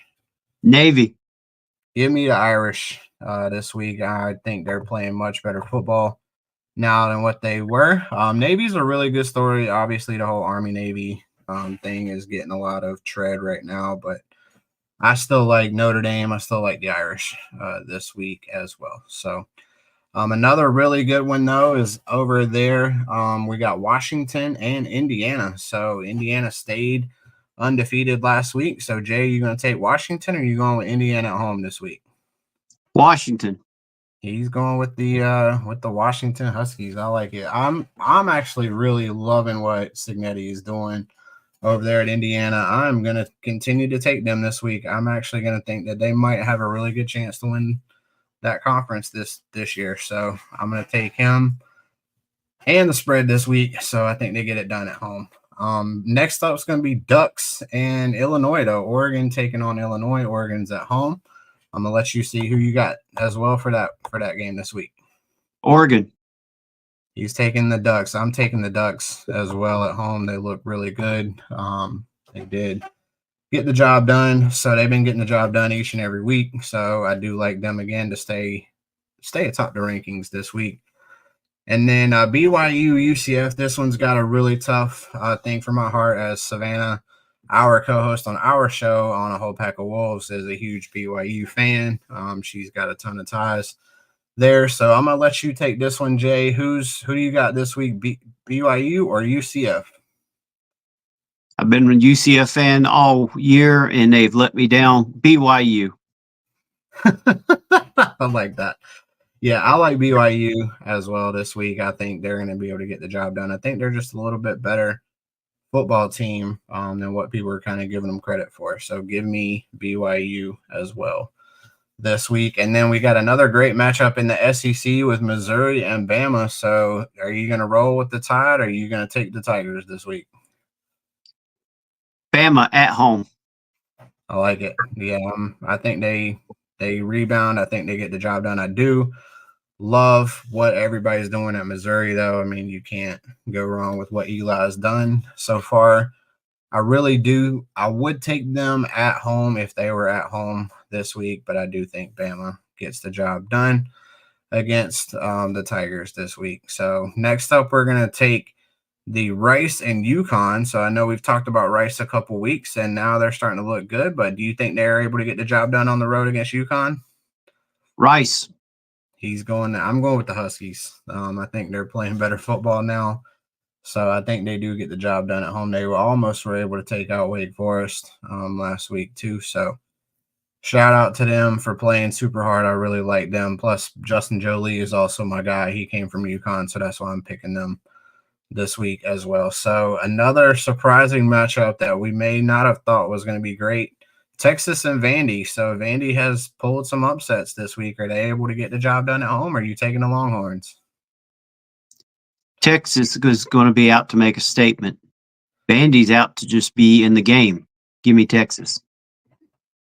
Yeah, I think Texas is able to get the job done as well this week. I think Vanderbilt is really surprised me. They really played really good football all year, but I do think Texas gets the job done there as well. Another great one that we're heading out to is Boise and UNLV. This is another great game that Boise's going to have to prove it if they really want to stay in the college football playoff race. So who do you got for that one this week? UNLV. He's taking Las Vegas. I'm going with Boise State. They've been my pick for the playoffs, so I still think they're going to be able to get the job done. I think UNLV is really a tough opponent, but I really do think that we do see the real Boise as well. I think they're getting the job done, especially now that Liberty has somehow managed to lose to an FCS team. I don't really know how that happened. They were one of my dark horses too, but I'm gonna ride with Boise State. So give me them this week as well. I got to ride with somebody. So, and then Jay, we're gonna go to your game. The game that you're gonna be covering down is East Tennessee State and Wofford. So give us your thoughts on that one real quick. Well, people are looking for a blowout. I don't think it's going to happen. I think it's going to be a real close game, but I think ETSU will prevail over Wofford in a very, very close game. Yeah, East Tennessee State was one of the kind of sexier picks early at the Southern Conference when you and I were down there, and we thought they were going to have a really good season. So I really do think they're still better than Wofford, so I'm going to take them as well this week.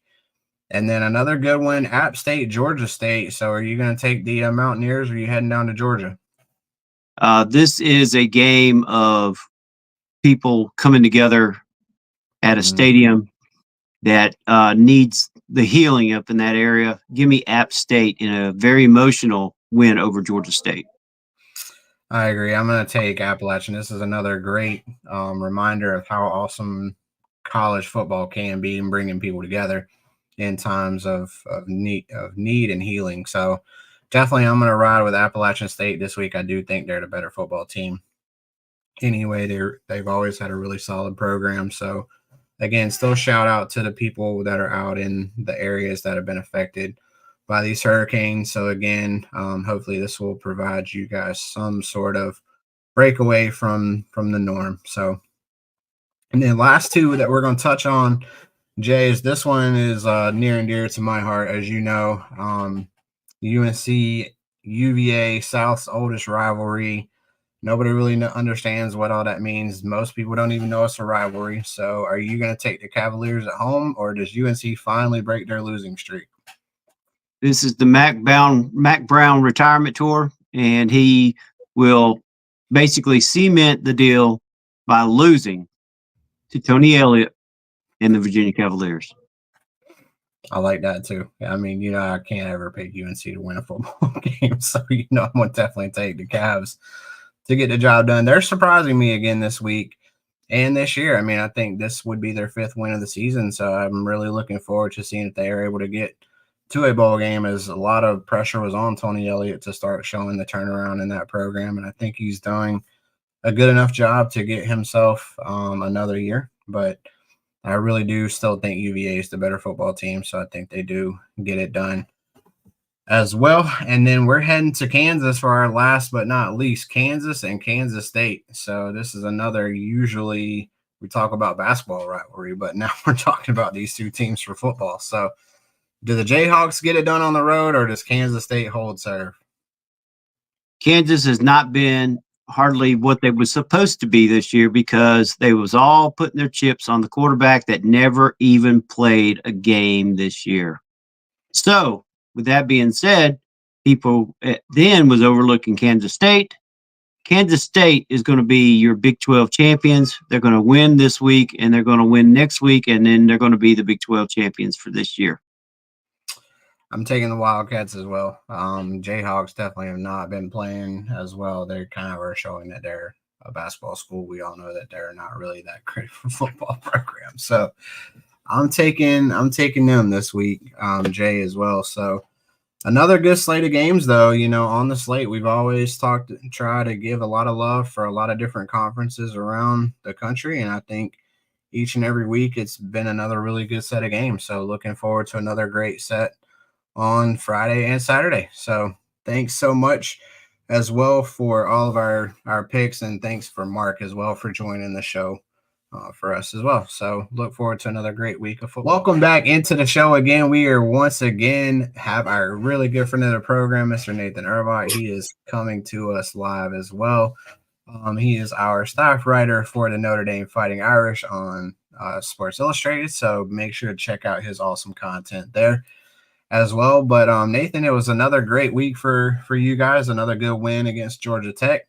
And then now you guys got another tough game this week coming up against Navy. So I'm going to let you give your thoughts, your keys, who you think is going to be key for y'all this week to get the win against a really good midshipman team this week. Yeah, so Notre Dame right now, they just kind of keep stacking wins, which is nice. I mean, ever since the Northern Illinois loss, which everybody knows was a really frustrating loss at the beginning of the season, the schedule's actually gotten better as the season's gone on. You've had some teams that look much better than, what maybe would have been thought of at the beginning of the year. Obviously, Texas A&M's ranked in like the top 15, so that was a huge win.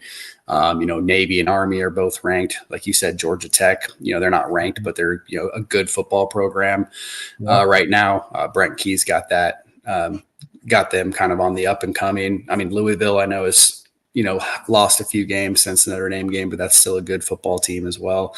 Yeah. So it's looking, the schedule overall is looking a little bit better than it maybe was at the beginning of the season. Obviously, we know Florida State and USC are struggling. So, but those will probably still be just tough games in general, kind of, the rivalry games and whatnot. But yeah, for this week, my big thing when it comes to Notre Dame and Navy, and I say this every year, when Notre Dame has a good football team, it doesn't matter if Navy's good or bad. They usually blow out Navy. And that's not a disrespect. It's not any sort of disrespect towards the Navy football program. Obviously, they're ranked in the top 25 for a reason this year. They haven't played the toughest schedule. I think Memphis was maybe their best win so far. But Memphis put up like almost 700 yards or something like that on them on offense. And Memphis, good offense. Good offensive team, but I don't think that they compare to Notre Dame in any aspect. So just generally speaking, I think it's going to be tough for Navy to stop Notre Dame's offense. They might be able to limit possessions like they always do because of the the triple option threat, and obviously they do have the throwing ability now, or the passing ability now, that they used to not have with Horvath back there at quarterback and sort of the new offensive scheme that they run. But I actually think that probably benefits Notre Dame a little bit, because when they do try to pass and, maybe there's an incompletion here or there, it does stop the clock, and it might take some momentum away from an offense that's been rolling or whatever. And so far this year, Navy hasn't really been stopped on offense. They pretty much score on every single possession. And I think that finally they play a good defense. They play a good football team. And I think it's going to be one of those games that ends up being kind of frustrating for them, because they're not going to be able to do what they're used to doing on a snap-by-snap basis. I definitely agree on that. Notre Dame is definitely one of those top defenses that I've been watching, throughout the season. So they've definitely proven themselves, especially when it comes to the secondary too. But their line and linebackers are always so good too at getting downhill and stopping the run too. So, I think it's going to ultimately be a situation where Navy's going to be frustrated a little bit by being off schedule, because that offense is really designed, to stay on schedule. And like you said, if you put them in a situation where it becomes 2nd and 10 instead of 2nd and 7 or 2nd and 6, then, then you're in a tough spot for them. So, we were talking about it a little bit earlier in the show as well, because we were doing Navy Notre Dame picks earlier, and so we were talking about I thought Notre Dame was going to get the job done this week when it comes to just being able to shut down that Army offense. Like you said, they haven't really played many tough opponents on their schedule either. So I think it's going to be a good test, but I think it's going to be another game that I'm seeing that Notre Dame's offense is also starting to kind of get themselves more on track as well. So, they're starting to put up more points each and every week, and I think it's going to be a game, that'll be tough for Navy to get. I think Notre Dame's playing at a high level right now. So, it's one of those things. Been good to see them evolve as the season's gone on as well. I think they're getting better instead of getting worse. So, you guys have dealt with some injuries too, which has really been able to showcase some other guys stepping up too, filling roles. So I really think, it's been a tough tough situation for that. But one person's downside is another person's opportunity. So it's been good to see Notre Dame growing. So, but do you think it's going to be a situation where it's going to be more offense dictating the pace, or do you think it's going to be more defense from Notre Dame setting the tone for them? I think it's going to be kind of both. I mean, like I said, I think it's going to be one of those situations where this is the first time Navy is running into like a good football program. So I think that there's going to be some frustration level where, let's just say it's the opening drive and Navy's not able to put up 7 points or something like that. Even if they move the ball a little bit, but Notre Dame, stifles them in the red zone or something like that, they're forced to kick a field goal or whatever it may be. Mm-hmm. They're so used to short down and distances, even on fourth down, where they just go for it every single time, that I think there's going to be some situations in this game where even the coaching staff gets frustrated to where like maybe they have to call something that they're not used to, and something unorthodox, and they throw a pick or they have a fumble, whatever it may be, because again, they're just so used to having this well-oiled machine on offense that no one can stop them.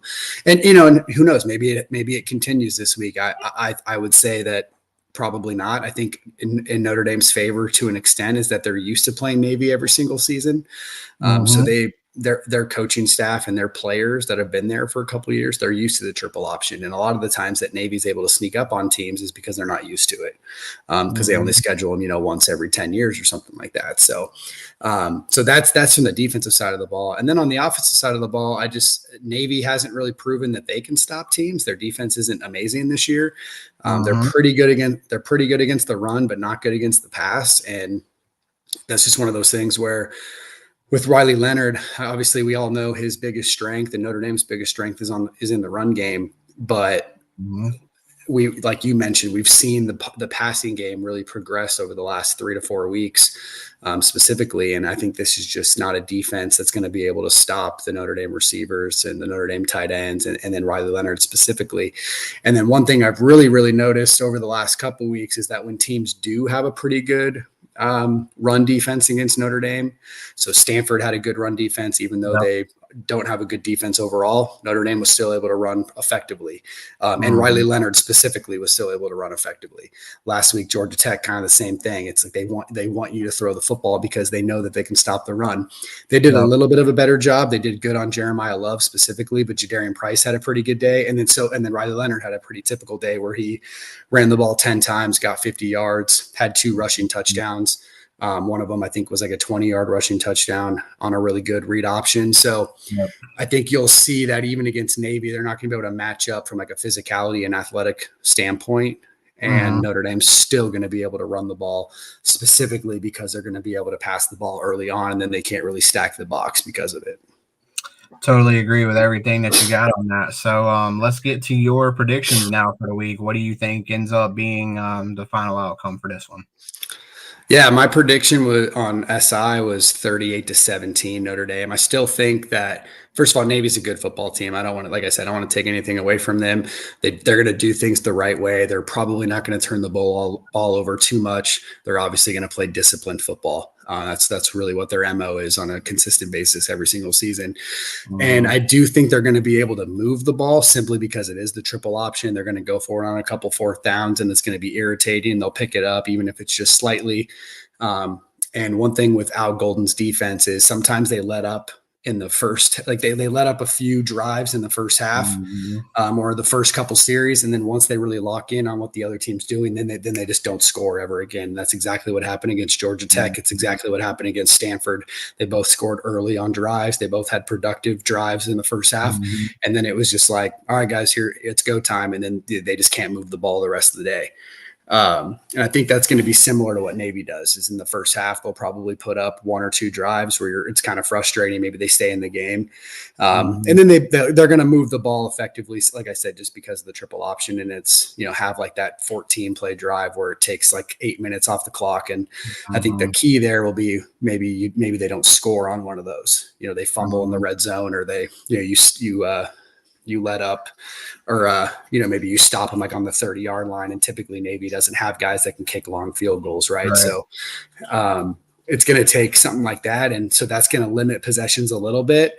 But the one thing that Notre Dame's typically good at doing against Navy is picking up chunk yards. So sometimes they make up for those limited possessions and they can still put up 35, 45 points. But I'm going 38-17. Just I do think this is one of the better Navy teams we've seen over the last decade.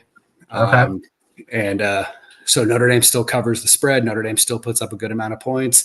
And at the end of the day, it's going to be one of those games that hopefully at the end of the season, all these people that are picking Navy to win or stay close, hopefully at the end of the season, they're not like, oh, well, Notre Dame just beat Navy, because then we're talking about oxymorons and double-edged swords and all whatever thing you want to throw out there. Yeah. So that's sometimes kind of frustrating when you play a decent team and you beat them handily, and then they say at the end of the year, oh, well, it was just this team. And it's like, well, you didn't say that week that during that week. Right? Yeah, during that week that they were absolutely. I think it was Joel Klatt that has Navy winning the game.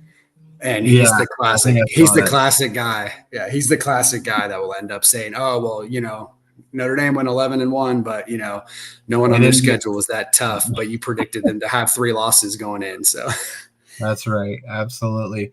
Well, man, we appreciate you as always joining the show. I know you got a lot going on as well, but thank you so much. Again, as always, guys, check out Nathan's content over on SI as well, over on Sports Illustrated. He's got a lot of good content over there about Notre Dame. And so we appreciate you joining the show as always. Thanks again for giving us your thoughts and inputs, but we appreciate you. I picked the Irish again this week. I think they're going to win as well. Some of the other, members of our team are going the other way, but I'm going with the Irish. I got to stick with them. So, but once again, thanks so much again for joining the show, man. I hope you have another great week and another awesome weekend of college football, Nate. Awesome. Thanks, Justin. Absolutely. Jay, you know what time it is now that we've gotten our picks in. It's time to head over to the wine bar. I feel like I could find somebody named Bobby over there. I think he's got something cooked up for us again this week. He might even actually give us a couple of extra picks this week. There's no telling what Bobby's going to do, but I'm going to have to go see if he's up and at him over there at the wine bar and see if we can get him to get his thoughts on a couple games this week, Jay. Let's go to him. None other than brought to you by the Clemson Wine Bar. They're a local alcoholic, Uncle Bobby. Hello, everybody. It's your old pal, Uncle Bobby. And this week, I'm giving you my pick for the game of the week. Kansas at Kansas State. You know what? I don't like no Jayhawks. Never have, never will. And I think them Wildcats from Kansas City are poised to be a playoff team. So, Big 12 championship, it's coming to Kansas State. And I'm telling you, it starts right here. Give me Kansas State as the game of the week. Oh, but I got something else I want to talk about. Notre Dame at Navy. I tell you what, give me the midshipmen. That's right. The midshipmen in this game over the Notre Dames. I don't like Notre Dame, and I know that Navy's going to have revenge on their mind for all them whippings they've been getting over the years. So give me Navy over Notre Dame, and give me Kansas State over Kansas. Woo-hee! Well, he wasn't at the Clemson Wine Bar, but you can tell he's probably been to the Clemson Wine Bar. He gave us 2 picks this week, Justin. He gave us Navy and Kansas State, and I kind of agree with what I was saying. I'm starting to get scared a little bit that he knows what I know. So anyway, we want to thank everybody at Clemson Wine Bar, Tiffany and her staff. They are so awesome. I tell you what, every time we go there, if you have never had anything, get the little garlic bread with the oh man, I can't even remember the sauce. It's so yummy. That's all you got to say is I want the garlic bread with the sauce, and they will take care of you. It is so good. And but anyway, great week of TGFF Game Day. We want to thank Fresh back in our TGF control room, producing the show, everything he does for us. And we'll let him end us with his doobie.gg. That's right, doobie.gg energy drinks. We'll let Fresh end us with that. But we want to thank Justin, our host. We want to thank all the guys that have chimed in with all the different things all around. And this has been TGFF Game Day Week 9. We'll see you next week. And I just want to shout out our newest partner, W energy drinks. You know, energy drink, you get the powder, you mix it up at home, but it's better than any of that coffee, any of that energy drink you get. There's no crash, no jitters, no angst. They have a patented neural factor. That's the star of the show. They got brain food. I'm talking taurine, tyrosine, glutamine, more. They only have the best amino acids. Only the best brain benefiting vitamins. I'm talking B3, B12, vitamin C, much more. I'm also talking 150 milligrams of caffeine, so just like your energy, it gives you that kick. There's no sugar, no maltodextrin, no fake colors, no dyes, no fillers, no BS. You can go to w.gg, make sure you use the code REALFRESH, 2 words, code REALFRESH, get 10% off of your order and support the show. TGFF, pick up a football, game day. TGFF, pick up a football, game day. TGFF, pick up a football, game day. TGFF, pick up a football, game day. You have tuned in to another episode of Thank God for Football, brought to you by the Fanboys, powered by Greenville Sports Media.